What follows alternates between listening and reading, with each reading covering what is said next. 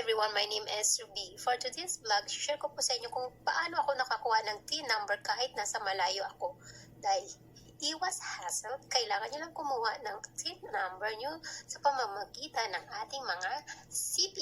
Ang kailangan nyo lang ihanda ay yung valid ID ninyo, picturean nyo, magpicture din kayo with your valid ID. At kung kasal kayo, magpicture kayo ng marriage contract.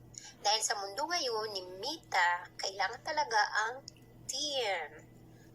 Kaya sa mga baguhan dyan, tara, let's panoorin nyo hanggang dulo para maintindihan po ninyo. Let's go!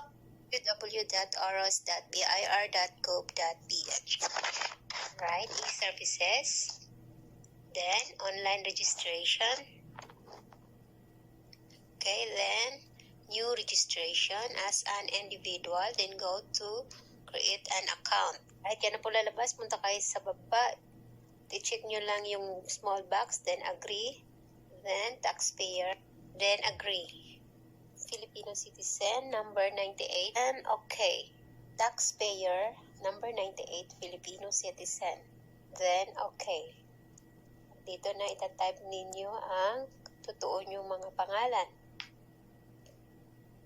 Pangalan mo, middle name, last name, yung suffix, NA pag wala, kung junior ilagay, kung senior ilagay, yung date of birth, ayan,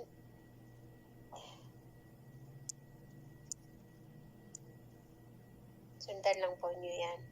O lagyan mo ng email ad na ginagamit nyo sa cellphone. Maglagay ng bagong password kasi yan gagamitin natin dahil mag-login tayo ulit.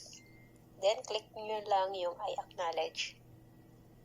Then, punta tayo ulit, mag-login.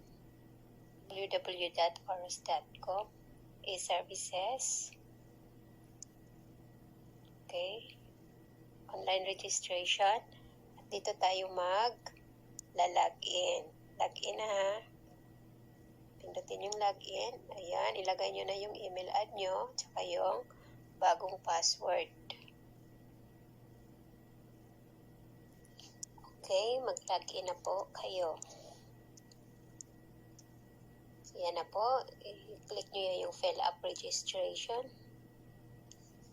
Tapos, dadalhin kayo doon sa form. Yan na po. May instruction dyan. Ilalagay nyo mga picture nyo. I-download nyo dyan.